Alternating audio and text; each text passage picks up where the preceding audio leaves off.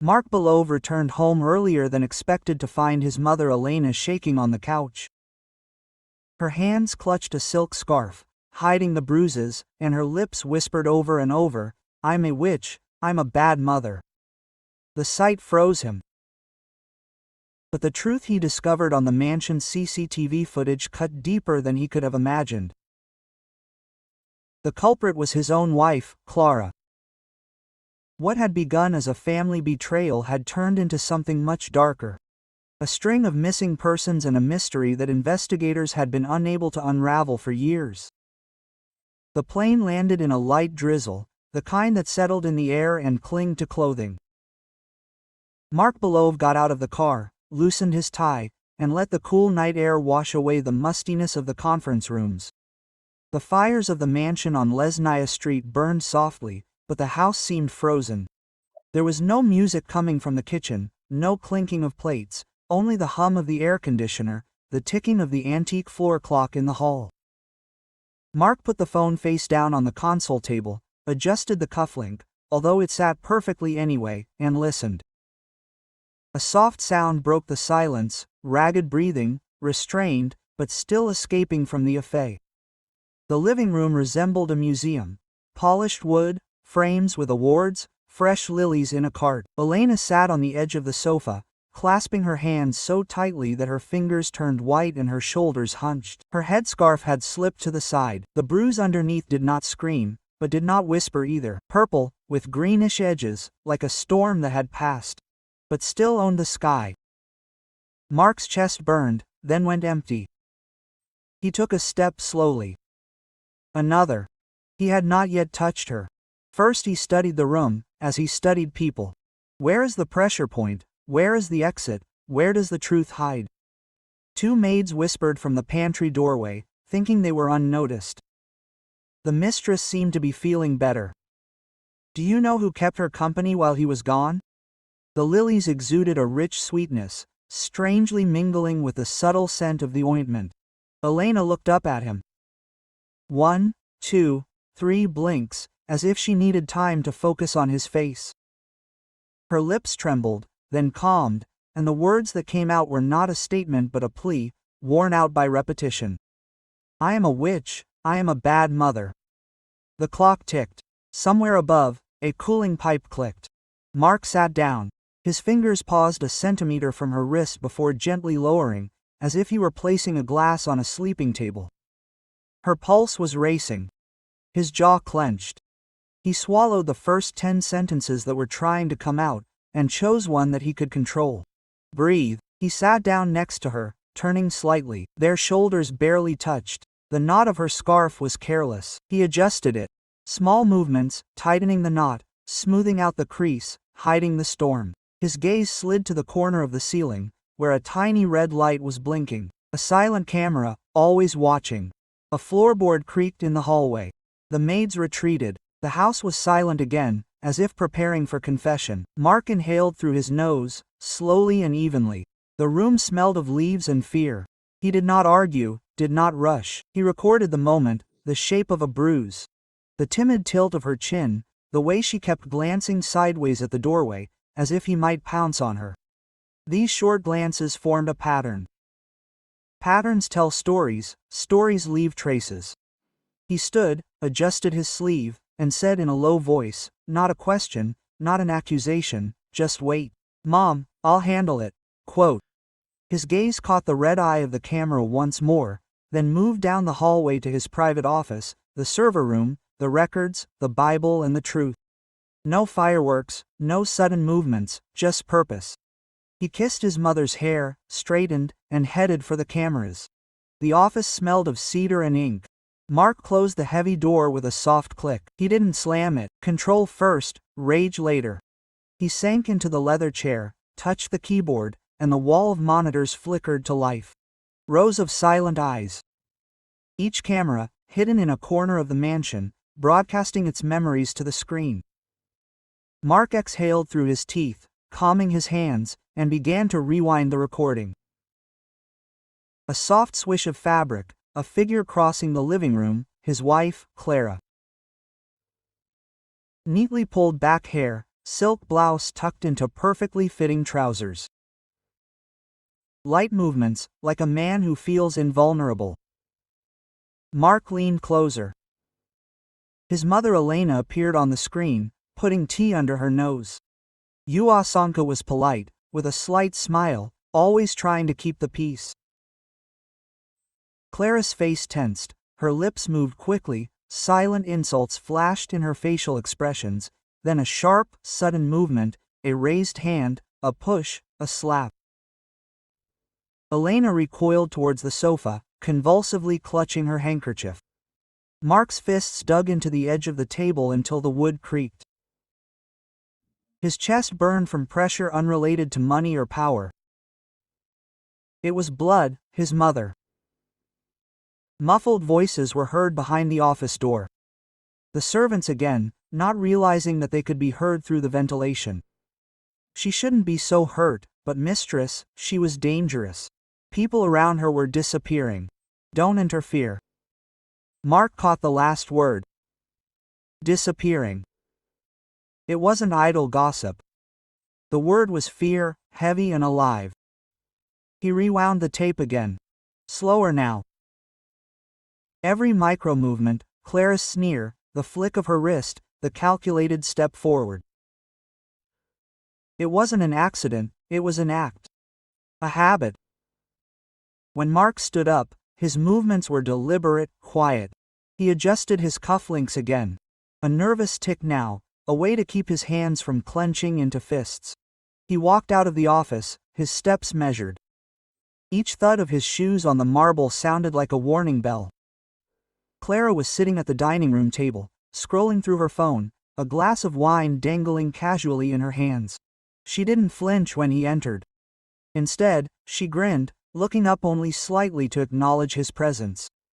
Back early, she said. Her tone was sharp, uncaring. I hope the trip had not been in vain. He did not answer yet. He studied her. The sharp line of her cheekbones under the color of the chandelier, her nails tapping the stem of her wine glass, her eyes glittering with the arrogance that always masqueraded as confidence. For a moment he remembered their first dinner.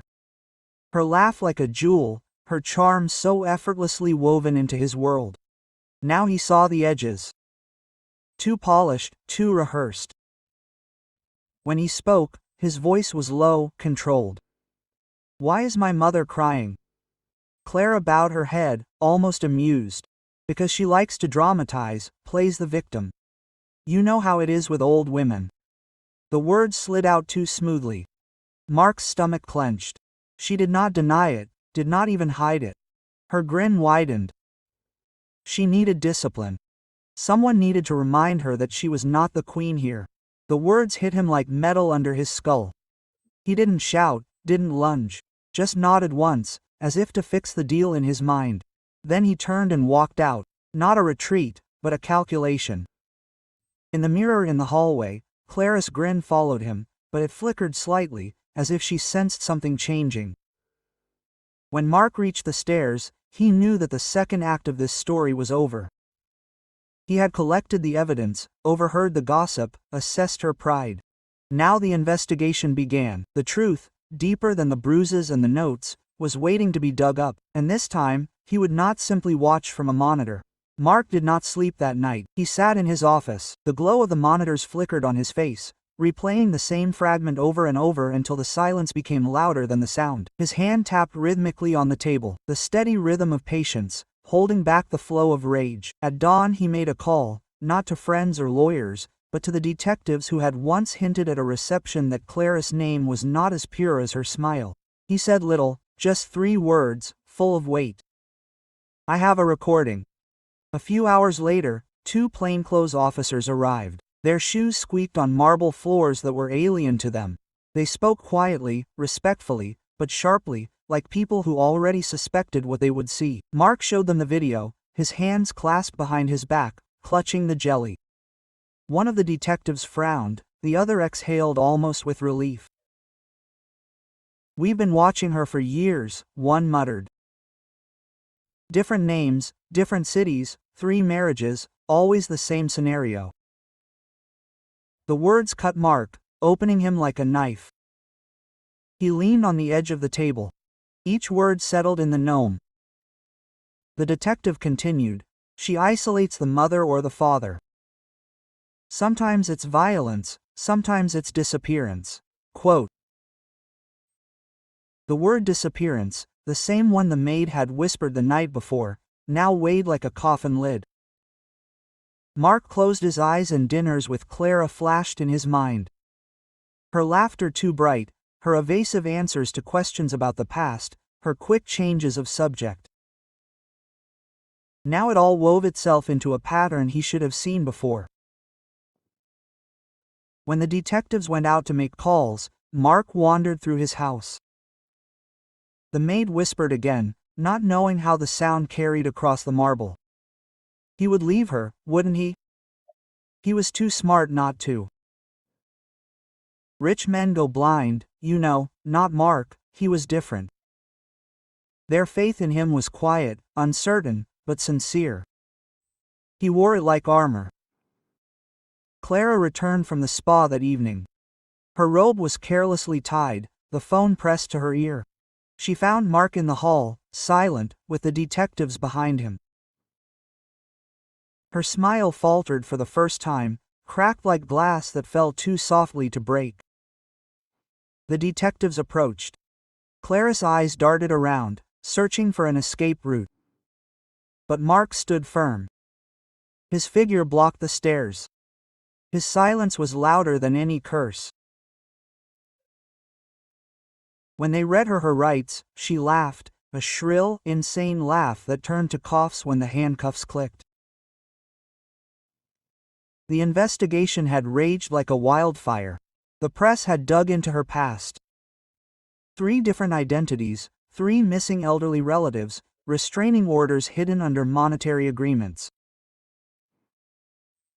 She had built her life on disguises, always slipping away before the truth could catch up with her.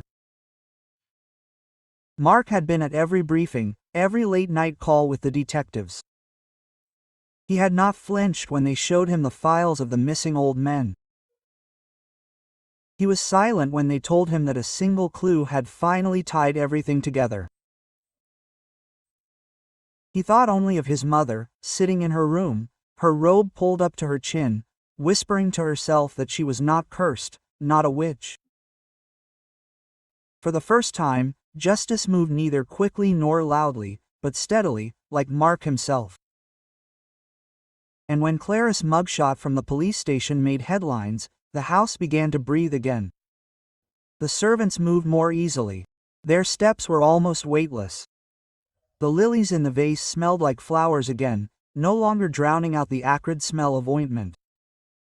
But Mark knew it was more than just the headlines.